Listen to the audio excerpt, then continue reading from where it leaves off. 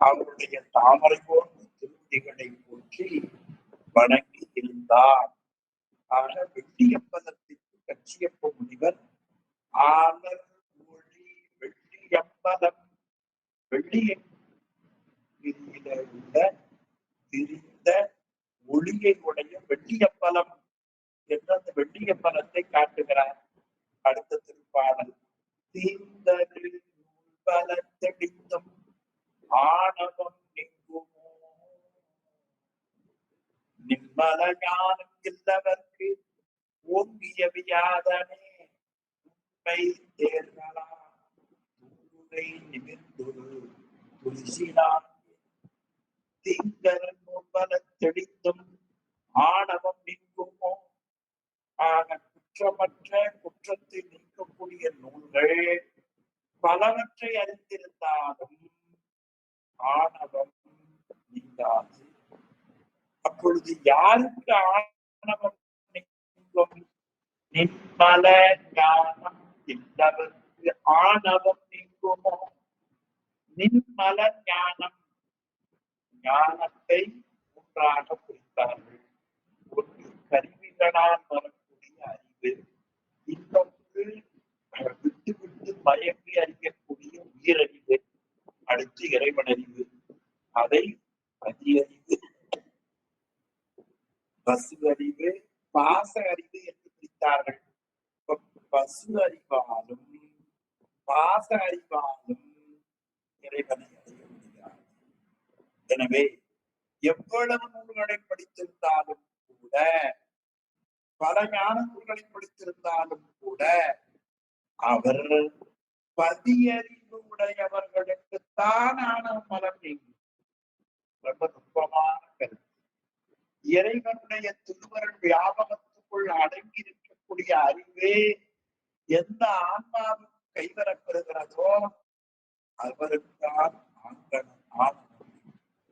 அதனால் தீந்தரு நூல்பலத்தெடித்தும் நின்மல ஞானம் இல்லவர்க்கு ஆணவம் நீங்குமோ. நீங்க பெறாதே ஓங்கிய வியாதனே,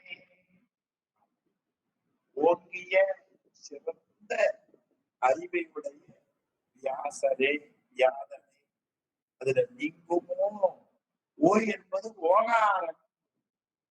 தீங்கரு நூல்பலத்தெடித்தும் நின்மல ஞானம் இல்லவர்க்கு ஆணவம் நீங்குமோ. ஓகாரம் வினாப்பொருளில் வந்தது என்று உரைகள் எழுதுவார்கள். பிறகு அது நீங்குமா? நீங்குமோ? வினாவுல மீண்டும் அந்த ஓகாரம் இன்மை பொருளை தந்தது, நீங்காது. ஓ என்கிற எழுத்து வினாவுல இன்மை பொருளையும் தந்தது. எவ்வளவு நல்ல உரை பாருங்க. உரையாசிரியர் புதுவருப்புலவர் காட்டியிருக்கிறார். எனவே தீங்கர் நூல்பலத்தெடித்தும் நின்மல ஞானம் இல்லவர்க்கு ஆணவம் நீங்குமோ. ஆக பதிஞானம் உள்ளவர்களுக்கு அல்லாமல் ஆணவ மலம் ஒருபோதும் தந்தது அடங்காது. அந்த பதிஞானம் இல்லவர்கள் நீங்குமோ. ஓகாரம் வினாவில நீங்காது என்ற பொருளை நமக்கு ஓகாரம் ஓங்கிய வியாதனே, சிறந்த வியாசரை, உண்மை நேர்களா தொங்குகை ஆக சிறந்த வியாசரை உண்மை அறியாதவனாய் திருமாலே பரம் என்று கையை உயர்த்தி பொய் சத்தியம் செய்தார் என்றார் என்று அருமையாக கருதுகிறார். அதுல தூங்குகை நிமிர்ந்தொரு துஞ்சினார். தூங்குகை தொங்கிய கை, தொங்கி இருக்கிற கை. இது அந்த இலக்கியங்கள்ல விநாயகர் பெருமானை சொல்லுகிற பொழுது தூங்குகை என்று சொல்கிறார்கள். கை தூங்குறது நினைச்சுக்காதீங்க. கீழே தொங்கி இருந்தது வியாசனுக்கு. நமக்கெல்லாம் கை எப்படி இருக்கு பாருங்க. எல்லாரும் கை இப்படி இருக்காது, இப்படி இருக்காது, இப்படி இருக்காது. கை கீழே தான் இருக்கும். வேலை செய்கிற பொழுதுதான் ஒரு பேனா எடுக்க, ஒரு புத்தகம் திருப்ப, லைட் போட வரும். எனவே நம்ம கை கீழே தொங்கி இருக்கிற கை, அந்த கையை நிமிர்த்து மேல தூக்கி திருமாலே பரப்பெண்ணி எண்ணினான். 25வது இந்த 24வது பாடல்ல 25வது பாடல்ல கொச்சொல் வியாதன் ஊதினான். விசுவாமித்திரன் வரங்கள் கேட்டது நச்சி இங்கு உரைத்து நன்று அறிஞன் என்று உடல் துச்சி நீந்தெடுத்தவர்க்கு சோதனை. கொச்சமில்லாதன் பொய்மையில்லாத வியாச முனிவர் வழிபட்டு அவர் பெற்ற பெரும்பேற்றை இதுவரை நமக்கு இந்த பாடல்கள் கூறினோம். இனி விசுவாமித்திரன் ஆக விஸ்வாமித்திரனாகிய வியாசன் வரங்கள் பெற்றது பல வரங்களை விரும்பியதை அடுத்து கூறுவோம். நச்சி இங்கு உரைத்து நன்று அறிஞன். எனவே இறைவனுடைய அருளை விரும்பி தவத்தை மேற்கொண்டிருக்கக்கூடிய நைமிசாரண்ய முனிவர்களே, உடல் துச்சின் நீந்திடுவதற்கு உடம்பாகிய குடிசையை நீக்க விரும்பி இந்த வனத்திலே தவம் செய்து கொண்டிருக்கக்கூடிய நைமிசாரண்ய முனிவர்களுக்கு சூத முனிவர் கூறத் தொடங்கினார். ஆக நச்சி இங்கு உரைத்தது நன்று அறிஞன் என்று சூதன் சொன்னார். அங்கிருக்கிற முனிவர்கள் யார்? உடல் துச்சி நீந்திடுவர்.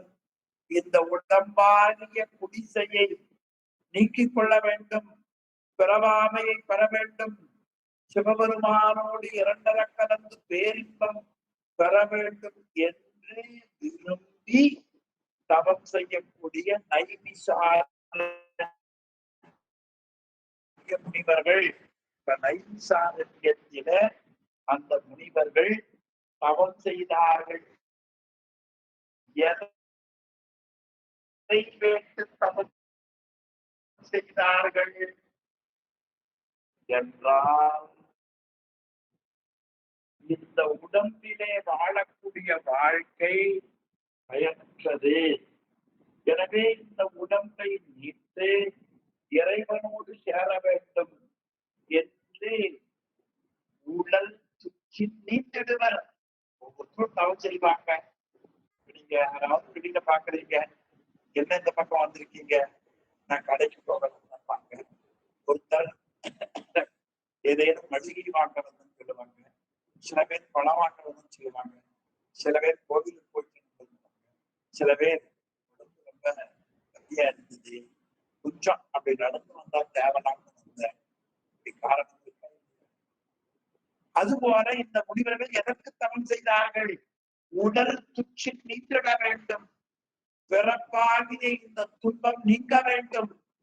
எனவே நைமிசாரண்ய முனிவர்கள் செய்த தவமாவது உடல் துச்சி நீக்க வேண்டும் என்று ரிச்சியப்ப முனிவர் அவருடைய உள்ளக்கடக்கையை காட்டினார். ஆக இந்த தொடரிலே இருந்து நாம் அறிந்து கொள்ள வேண்டிய குறிப்பே, இந்த பிறப்பாகிய உடம்பில் பட்டு மீண்டும் நாம் பிறக்காமல் இருக்க வேண்டும் என்றால் ஞான நூல்களை ஓதல், ஓதுவித்தல், நட்பொருளை கேட்பித்தல், தானும் கேட்டல், ஈனமிலா பொருளை சிந்தித்தல், இதுதான் பிறவாமைக்கு வழிவகுக்கும். ஆக நைமிசாரண்ய முனிவர்கள் சூத முனிவர் சொல்ல எப்படி கேட்டார்களோ அதை போல கச்சியப்ப முனிவர் எழுதிய இந்த வரலாற்றை சென்னியப்பனார் உரை செய்ய நாமெல்லாம் கேட்டுக் கொண்டிருக்கிறோம். நமக்கும் உடல் துச்சி நீந்தக்கூடிய வாய்ப்பு நிச்சயமாக இந்த ஜென்மத்தில் கிடைப்பதற்கு வாய்ப்புண்டு என்பதை உடன் தருகிற பொழுது நாம் என்ன வேண்டும்? எனவே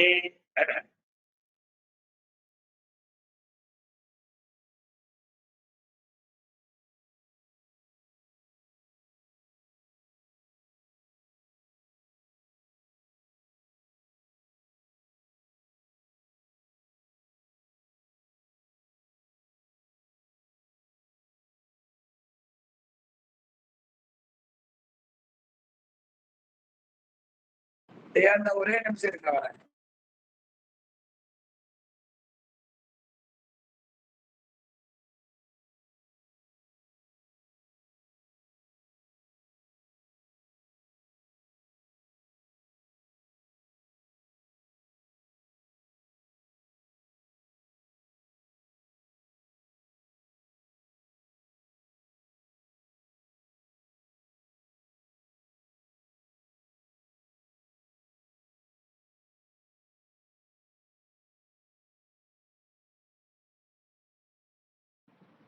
ஆக நீந்திடுவர் எப்ப நச்சி உரைத்து நன்கு அறிவின். ஆக இந்த வரலாற்றை நீங்கள் விரும்பி நீங்கள் கேட்கிற பொழுது அந்த பிறப்பாகிய பிறவி நீங்கும் என்பதை காட்டுகிறார். உடம்புக்கு சுற்றுன்னு பேர். திருக்குறள்ல புக்கில் அமைந்திருந்து கொண்டோ உடம்பினுள் துச்சில் இருந்த உயிர்க்கே உயிரானது இந்த உடம்புக்குள்ள வாடுகிறது என்று இந்த திருப்பாடல் 25 பாடல்கள்ல ஆசிரியர் கச்சியப்ப முனிவர் வியாதனுக்கு ஏற்பட்ட மனநிலை குழப்பமும் அந்த வியாதனுக்கு கடுவாயாக வெள்ளியங்கிரியிலே வந்து வழிபட்டமையும் வேலூரிலே வழிபட்டமையும் எல்லாம் கூறி நைமிசாத்திய முனிவர்களை பார்த்து சூதக முனிவர் தீங்கரும் நூல் பல தெளிந்தும் நின்மல ஞானம் இல்லவர்க்கு ஆணவம் நீங்குமோ? அதெல்லாம் சொல்லுங்க. தீங்கரும் நூல் பல தெளிந்தும் நின்மல ஞானம் இல்லவர்க்கு ஆணவம் நீங்குமோ? ஓங்கிய வியாதனே உண்மை சேர்கிறார். யாதன் மிகப்பெரியவர், அவருக்கே உண்மை அறியாமல் போய்விட்டது. அப்படி இருக்கிற பொழுது நாம் அந்த ஆணவமல நீக்கத்தை பெறுவதே எவ்வளவு கடினமான. ஆக வியாதனுக்கே அந்த மனக்குழப்பம் வந்த பொழுது தவறு செய்தார். அப்பொழுது சிவபெருமானை வெள்ளிங்கிரி அப்பனை பூஜித்தார். அதனால் அந்த கையும் வாயும் பழைய நிலையை அடைந்தது என்பதை இந்த வரலாற்றிலே பார்த்தோம். அவர் குற்றமில்லாத விஸ்வாமித்திரன். அவர் இறைவனிடத்திலே கேட்ட வரங்களை இனி வருகிற பகுதியிலே நாம் சொல்ல இருக்கிறோம். நச்சி இங்கு உரைத்தது நீங்கள் நன்கு அறிவீர்கள் என்று நைமிசாரண்ய முனிவருக்கு சூதக முனிவர் கூறியதாக ஆசிரியர் முனிவர் பெருந்தகை பாடல்ல காட்டுகிறார். இவர் கச்சியப்ப முனிவர், சொல்றவர் சூத முனிவர், கேட்பவர்கள் நைமிசாரண்ய முனிவர்கள். எவ்வளவு ஒழுங்கா பாருங்க. எனவே இந்த முறையில வியாதம் தவறாக பரமல்லாத பொருளை பரமென்று கூறிய காரணத்தினால் ஏற்பட்ட அவர் வழிபட்ட நிலையை காட்டுகிறார். இனி அவர் வரம் பெற்ற பகுதியை அடுத்த பகுதியிலே சொல்லுகிறார். 24வது படலம் விஸ்வாமித்திரன் வரம் பெரு படலம். விஸ்வமித்திரன் வரம் பெரு படலம். ஆக வியாதனுக்கு ஏற்பட்ட நிலையை அழகாக நமக்கு காட்டி வியாத முனிவர் இறைவனை வழிபட்டதை இதில் நிறைவு செய்தார். இனி விஸ்வாமித்திரன் என்ற முனிவர் பரம்பரை படலத்தை அடுத்த பகுதியில காட்டுகிறார். வியாத முனிவருக்கே இந்த நிலை என்று சொன்னால் மற்றவர்கள் என்ன செய்வது என்பதாக காட்டி நிறைவா கொண்டு சொன்னார். பதிஞானம் உண்மலைஞானம் இல்லாதவர்களுக்கு ஆணவம் நீங்குமோ நீங்காதே என்ற பொருள்ல நிறைவு செய்திருக்கிறார்கள். எனவே புராணம் படிக்கிற நமக்கு பாச ஞானம் நீங்கி பசுஞானம் நீங்கி பதிஞானம் கைவரப்பெற வேண்டும். அந்த பதிஞானத்தால் தான் பேரானந்த பெருமையை அடைய முடியும் என்பதை நிறைவு செய்த முனிவர் சூதக முனிவர் வாயிலாக அருளியிருப்பதை இந்த பகுதியில் நாம் பார்த்தோம். ஆக வியாசம் பேரூர் பெருமானையும் வெள்ளியின் மலையிலே இருக்கிற வெள்ளிய பலத்தையும் வழிபட்டதை கூறினோம். இனி விசுவாமித்திரன் குறிப்பிய வரலாற்றை அடுத்த பகுதியிலே காட்டுகிறோம் என்றே அடுத்த படலத்துல காட்டுகிறார். 4வது படலம். திருமாலும் பிரம்மன் பெரியவர் என்ற அந்த வாதம் நீண்ட நாளாக உலகத்துல எல்லாருக்கும் இந்த மாதிரியான சிரமம் உண்டு. யார் பெரியவர் என்பதுல ரொம்ப சிரமம். நான் தான் பெரியவர், நான் தான் பெரியவர், நான் சிறியவர் யார் ஒரே ஒருத்தர் தான் சொன்னார், நான் அறிந்த பெரியவர்கள் தொண்டர்களுக்கு தெரியும். திருத்தொண்ட நாயனார் தான் சிறியர் சொன்னார்.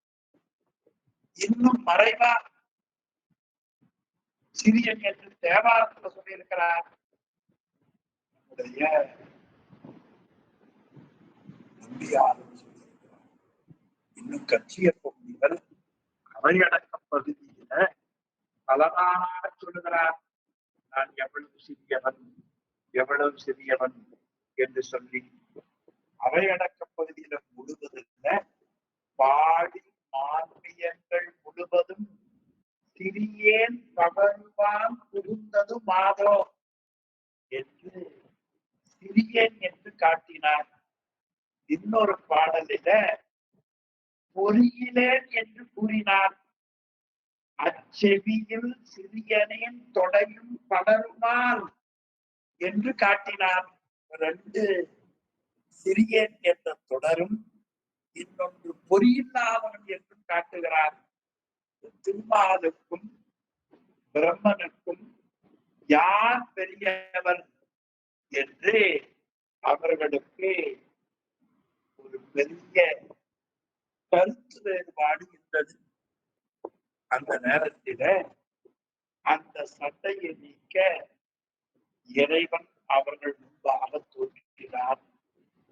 திருமால் திடீரென்று திடுக்கிட்டு பார்த்தார். பிரம்மா அச்சமில்லாமல் மகன் இங்கு வருகிறான் என வியந்தார். இறைவனுடைய கண்கள் கோபத்தில் சிவந்தன.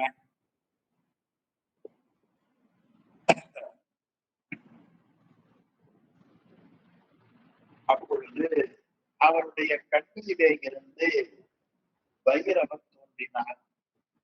பிரம்மனுடைய தலையை நகத்தால் கிள்ளி எடுத்தார் இறைவன். காசிக்கு காவல் தெய்வமாக பைரவன் இருந்தார். காசியில் வாழும் உயிர்கள் செய்யக்கூடிய பாவத்தை அந்த பைரவர் சூலப்படை கொண்டு நீக்கினார். அருமையான தொடர். காசியில் வாழக்கூடிய உயிர்கள் செய்யும் பாவத்தை சூலப்படை கொண்டு நீக்கினார் பைரவர். காசி நகருக்கு ஒப்பானது வேற எந்த திருத்தலம் இல்லை என்று கருதி விஸ்வாமித்திரன் காசி நகரை அடைந்தார். விஸ்வநாதருடைய திருவடிகளை வணங்கி போற்றினார். அப்பொழுது ஒரு யோக காட்சி ஒன்றை அவர் கண்டார். பேரூரிலே உள்ள அரசமனத்தில் உள்ள இறைவனை வழிபட்ட உயிர்கள் அந்த உயிர்கள் செய்யும் பாவத்திற்கு தண்டனை இல்லாமல் வீட்டின்பம் பெறுவதை யோக காட்சியிலே கண்டார். இத்தன்மையை உடையதாகிய நம் வேலூர் என்று காசியை விட்டு காஞ்சிவாய் பேரூரை அடைந்தார். காஞ்சி ஆற்றில் நீராடி கோபுரத்தை படித்து வணங்கினார். இறைவனையும் அம்மையையும் வெள்ளியம்பல பெருமானையும் துதித்தார். மறுநாள் வழிபாடு செய்து சிவலிங்கம் ஒன்றை பதிக்கை செய்தார். இறைவன் காட்சி வந்தார். அவரிடத்தில் விஸ்வாமித்திரர் பல வரங்களை கேட்டு பெற்றார். 24 பாடல்களில விஸ்வாமித்திரர் வரம் பெற்ற பகுதியை கட்சியின் முடிவர் காட்டுவதை நாம் பார்க்க இருக்கிறோம். முதல் பாடல் உலகம் குந்த ஒளிமணி வண்ணனும் மலரின் மேய மருதன் மாறு கொண்டு இலகும் யான் முதல் யான் முதல் யான் முதல் யான் முதல் என்று உரைத்து அழகில் காலம் கலாய்த்தனர். கலாய்த்தல் சொல்லு சாதாரண பள்ளி கல்லூரி மாணவர்களிடத்துல நல்லா வந்து கலாய்க்கிறான். ஒருவர் அப்படி பேசிக் கொள்ளுகிற நிலை அப்படியே காட்டுகிறார் பாருங்க. உலகம் கொண்ட ஒளிமணி வண்ணன். இந்த உலகத்தை உண்ட ஒரு வரலாற்றில் உலகத்தில் பெருமாள் உண்டார். அந்த ஒளி பொருந்திய மணியை அணிந்திருக்கிற கருப்பு நிறமுடைய திருமால் மலரின் மேல் வரதனும். அந்த திருமாலுடைய உந்தி தாமரை மலரில் தோன்றிய வரதன் பிரம்மாவும் மாறு கொண்டு தங்களுக்குள்ள கருத்து வேறுபாடு கொண்டார்கள். என்ன மாறு கொண்டார்கள்? இலகும் யான் முதல் யான் முதல். திருமால் சொன்னார் யானே பரம்பொருள்.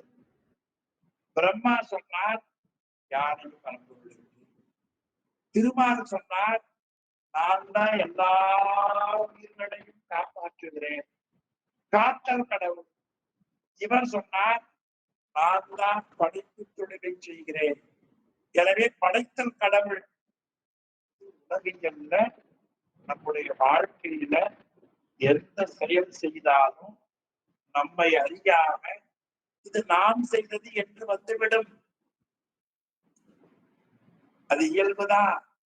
ஆனா ஒரு செயலை கூட நம்மால் செய்ய முடியாதே. இறைவனுடைய அனுகிரகத்தால் நாம் செய்கிறோம் என்று எண்ணம் நமக்கு வர வேண்டும்.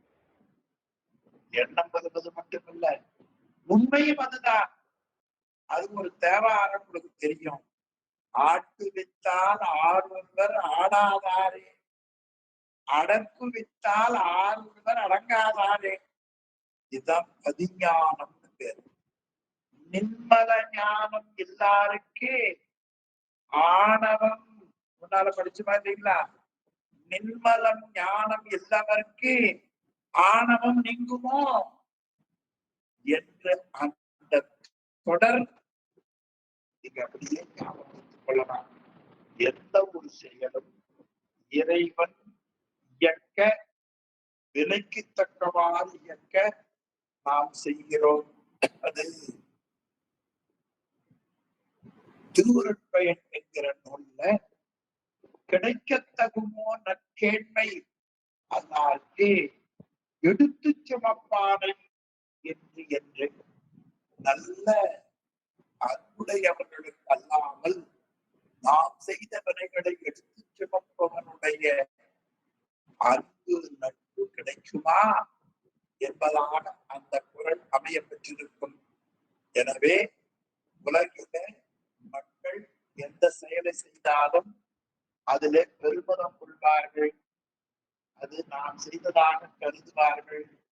ஆனால் இறைவன் செய்விக்க செய்கிறோம் என்று எண்ணம் யாருக்கும் வராது. அருவான்மை நாயன்மார்களுக்குத்தான் இறையருளால் அது கைவரப்பெற்றது. ஞானசம்பந்த பெருமான், நாவுக்கரசு பெருமான், சுந்தரமூர்த்தி சுவாமிகள் வரலாற்றுல நான் பெரியவன் நான் பெரியவன் என்ற அடியாரிடத்துல எங்கேயும் கிடையாது. அடியார்க்கும் அடியே அடியார்க்கும் அடியே என்ற உணர்வுதான் இருக்கும். ஞானசம்பந்த பெருமான் அவருக்கு ஊதுவதற்கு சின்னம், ஏறுவதற்கு சிவிகை, இடுவதற்கு குடை, இந்த மூன்றையும் சுவாமி கொடுத்தார். ஊதுவதற்கு சின்னம், ஏறுவதற்கு சிவிகை, பிடிப்பதற்கு குடை. அதை என்ன எண்ணினார், இவர் அந்த சிவிகையின் மேல அஞ்செழுத்தோதி ஏறினார். ஏறிய பொழுது நாம் சிவிகையின் மேல ஏறி வருகிறோம் என்ற எண்ணம் அவருக்கு இல்லை. சிவபெருமானுடைய திருவடியை தலையிலே சுமக்கிறோம் என்று எண்ணிக்கொண்டிருந்தார். எவ்வளவு பெரிய செயல் பார்த்தீங்கன்னா, இது எவ்வளவு காலம் உழைக்க வேண்டும்.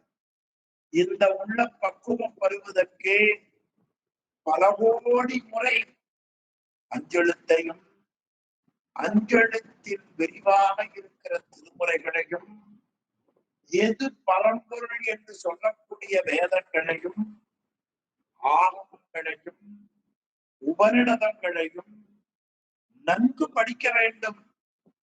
படிச்சா மட்டும் பத்தாதே, படித்ததன் மூலமா நின்மல ஞானம் வர வேண்டும். அந்த நின்மல ஞானம் வந்தாலொழிய ஆணவம் நீங்காது. நின்மல ஞானம் வந்தாலொழிய ஆணவம் நீங்காது.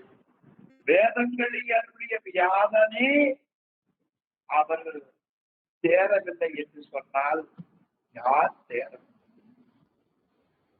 எனவே நின்மல ஞானம் வருவதற்கு நல்ல திருமுறைகளை ஓத வேண்டும், கேட்க வேண்டும்.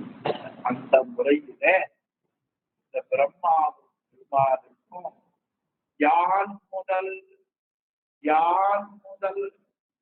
என்று உரைத்து அழகில் காலம் கலாய்த்தனர். நீண்ட காலமா 2 பேர் பாதித்துக் கொண்டிருந்தார். அப்படி அந்த சமயத்தில் முதல் பாடல் நல்ல பாடல்.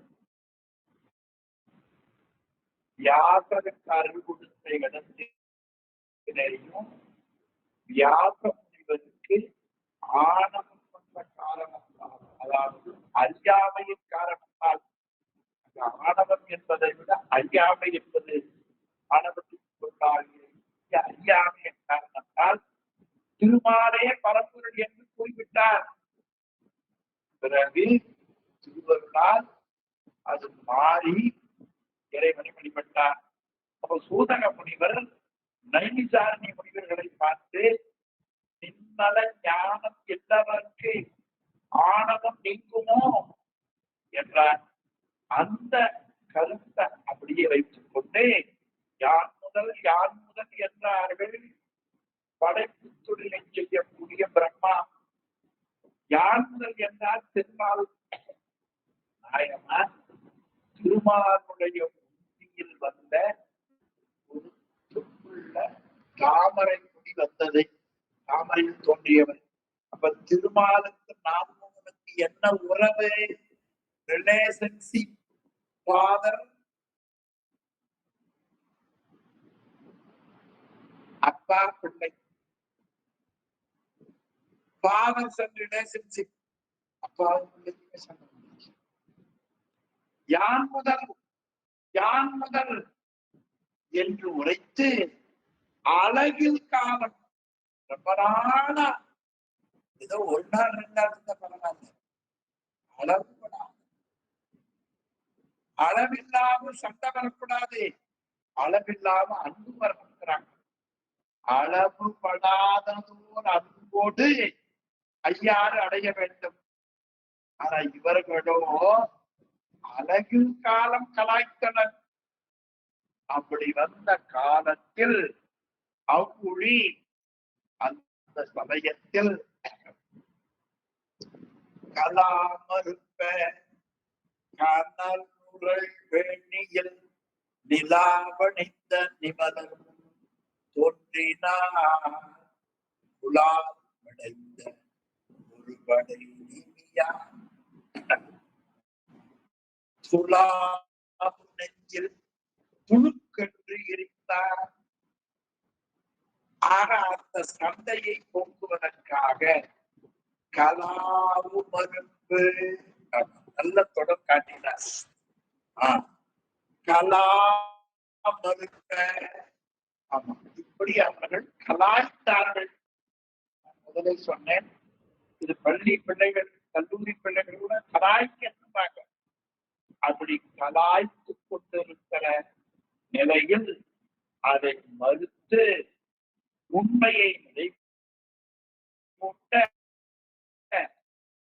கனல் குரல் பேணியில் அவர்களுக்கு நடைபெற்ற அந்த கருத்து மாறுபாட்டை நீக்குவதற்காக கனல் குரல் பேணியில் நிலாவணிந்த நிமலன் தோன்றினார். சதையில பிறைச்சந்திரனை அணிந்திருக்கிற சந்திர சேகர் அந்த இறைவன் முன்னே தோன்றினார். யாருக்கு முன்னால தோன்றினார்? 2 பேர் சண்டை போட்டுக்கிறாங்க பாருங்க.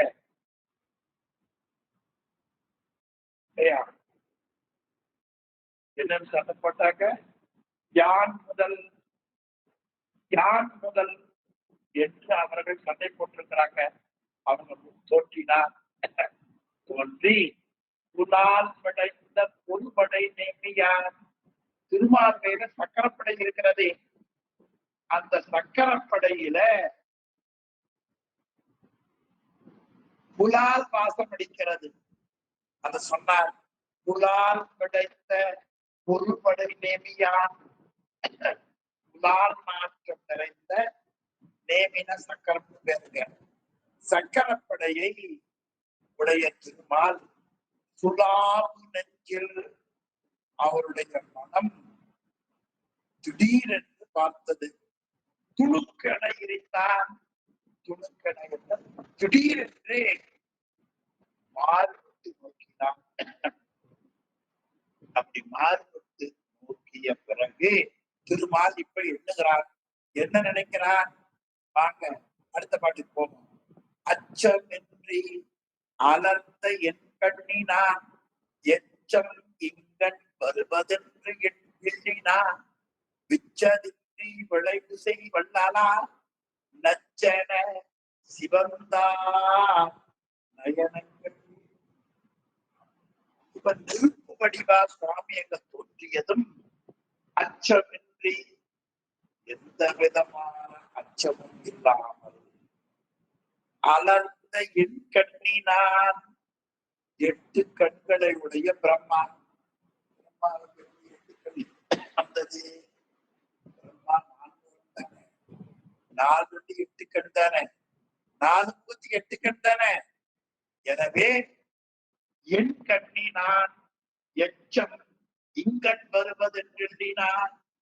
8 கண்களை உடைய பிரம்மன் தன்னுடைய மகன் இவ்விடத்திலே வருகிறான். எச்சம் எச்சம் என்பது மகன் என்ற பொருளாக சொல்லப்படும்.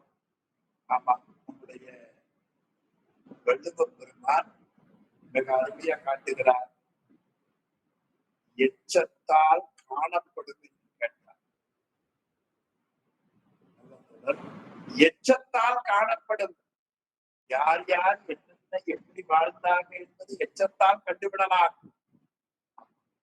எனவே எச்சம் என்பது அவருடைய மகன் எந்த வழியில திருமாலுடைய புத்தி கொடியாகிய தாமரையில் தோன்றியவர் பிரம்மா. அதால் மகன் இங்கண் வருவதென்று எண்ணினான்.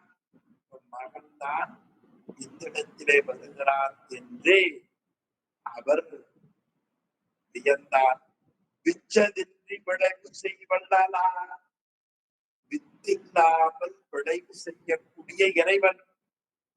வாசகத்துல விச்சதின்றியே விளைவு செய்வாய், விண்ணும் மண்ணகம் முழுதும் யாவையும் வைச்சு வாக்குவாய், வஞ்சகம் பெறும் புலையனையனை நின் கோயில் வாயில் உச்சனாக்கினாய், பெரிய அன்பருக்குரியனாக்கினாய், தாம் வளர்த்ததோ நச்சு மாமரம் ஆயினும் கொலார், நான் அங்கனே உடைய நாதனே என்று விச்சத்தின்றியே விளைவு செய்குதல் என்று காட்டுகிறார்.